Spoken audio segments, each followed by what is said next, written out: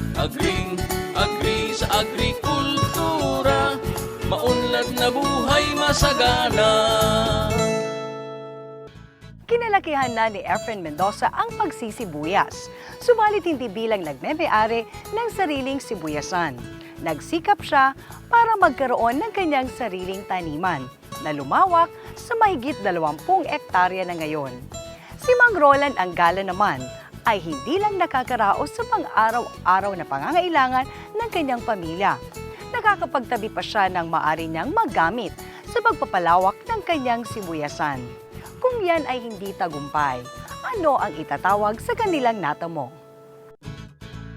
Ang bahagang ito ay handog sa inyo ng Masinag Organic-Based Liquid Fertilizer, a quality product of Revolutionary Solutions Technologies and Products Incorporated.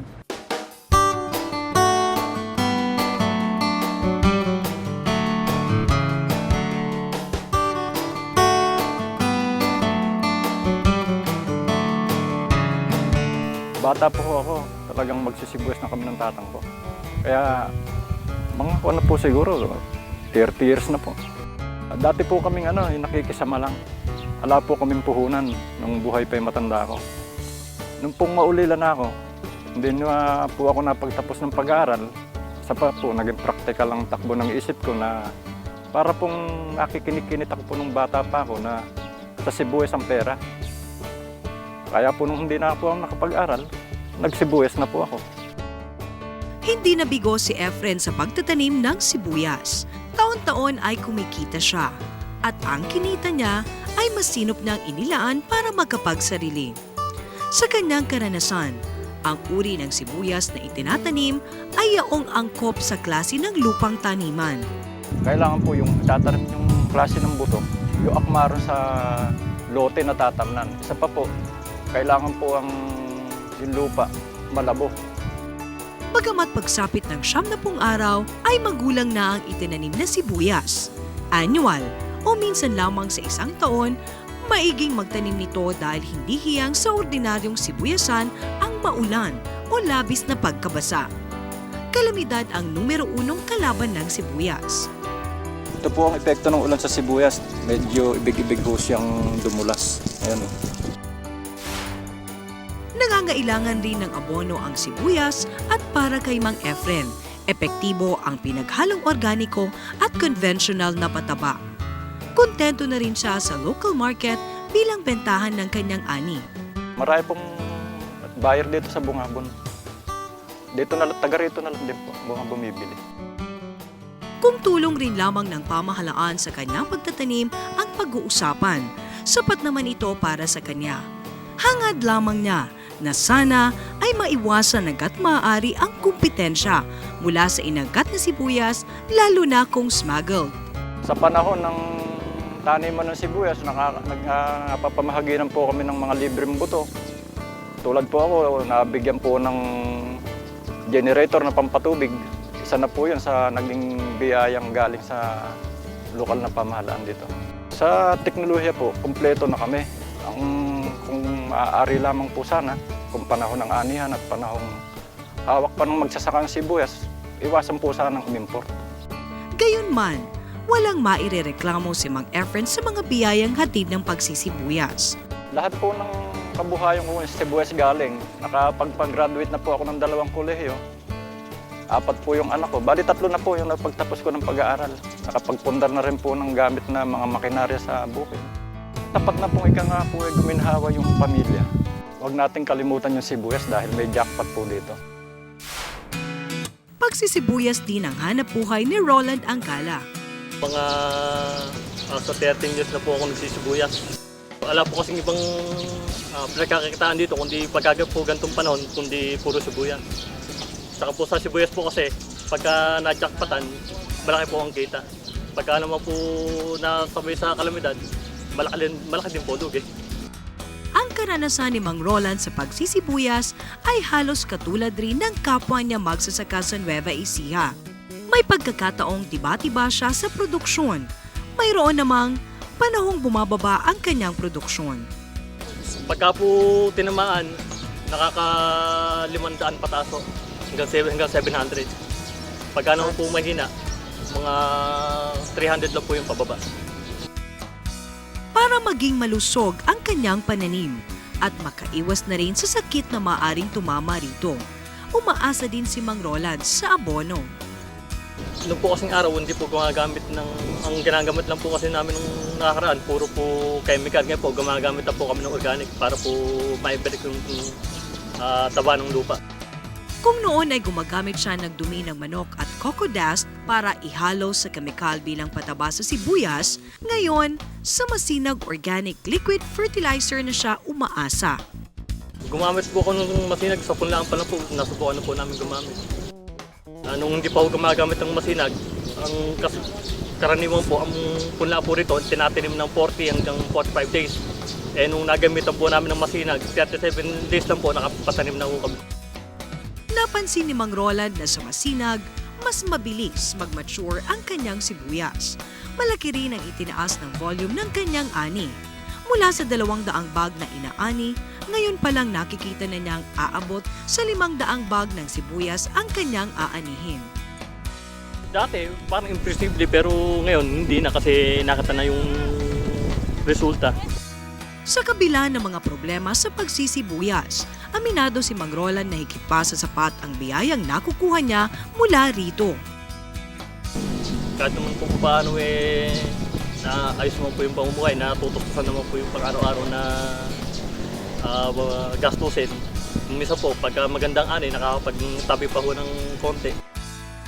Bukod sa natatamong pansariling kasiyahan, nakakatulong pa si Mang Roland sa mga kababayang nabibigyan ng trabaho sa kanyang sibuyasan. Hindi baling makipaglaro si Mang Roland sa lagay ng panahon, sa presyuhan ng sibuyas sa pamilihan, sa pagkuha ng alokasyon sa storage. Basta't sa pagsisibuyas, walang atrasan. Walang po, siguro po, wag na lang kung magsasawa sa pagtatanim ng sibuyas, meron pa rin pong jackpot. May jackpot nga daw eh. Meron pong jackpot.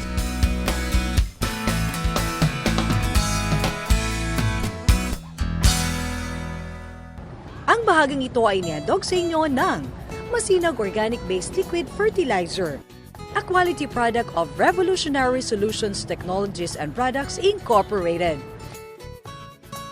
Muli tayong magluto ng isang recipe na gumagamit ng mga produkto mula sa kabukiran, mainam para sa ating kalusugan at iba pang putahe para naman sa inyong panlasa.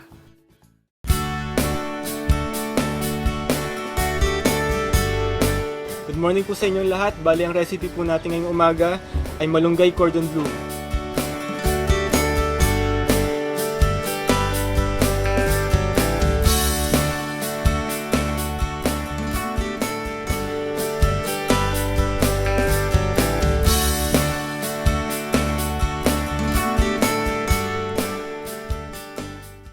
Meron po ako ditong chicken breast. Pinalapad po natin to. At lalagyan po natin itong pampalasa, paminta, konting stevia, sweet and fit. Slicein po natin ang ating kesong puti into dice. Sunod ang malunggay.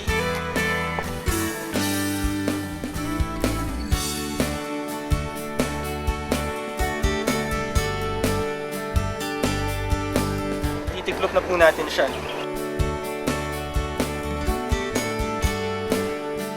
Tutusukin na po natin ang bamboo skewer. Magdadagdag po ulit tayo ng malunggay.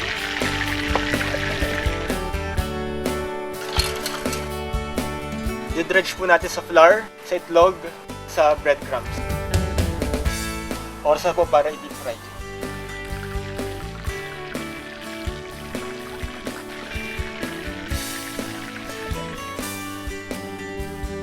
So after po natin ma-brown ang ating cordon bleu, i-prepare na po natin ang ating sauce. Mag-melt po tayo ng butter. Next, ang onion. Lagyan po natin ng onting asin at pepper. Next, garlic. Durugin po natin ang kalabasa. Lagyan na po natin ang ating chicken stock. Ang ating onting pampatamis at pampaninam ng sweet and fit.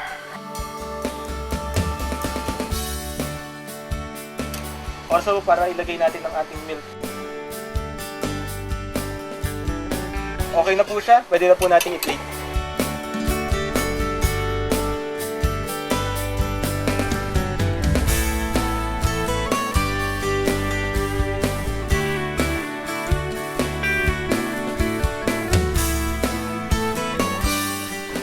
Okay po, so tapos na po ang ating dish, ang malunggay cordon bleu natin with kalabasa gravy. So salamat po.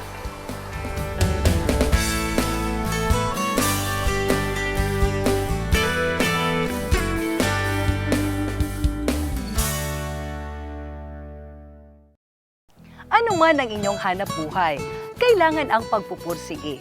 Kaakibat nito ang tiyaga na sa huli ay magbubunga ng napakaganda. Yan ay naangkop rin para sa ating mga magsisibuyas. Mabuhay kayo! Ako po si Nina Taduran hanggang sa susunod na Sabado. Dito pa rin sa Agrikultura, etc. Agrikultura ang susi sa kaunlaran. Agrikultura masaganang pamayanan. Agrikultura ang kabalikat ng bayan para sa ating kabuhayan. Agri sa agrikultura, may kinabukasan kay ganda. Agri sa agrikultura, maunlad na buhay masagana.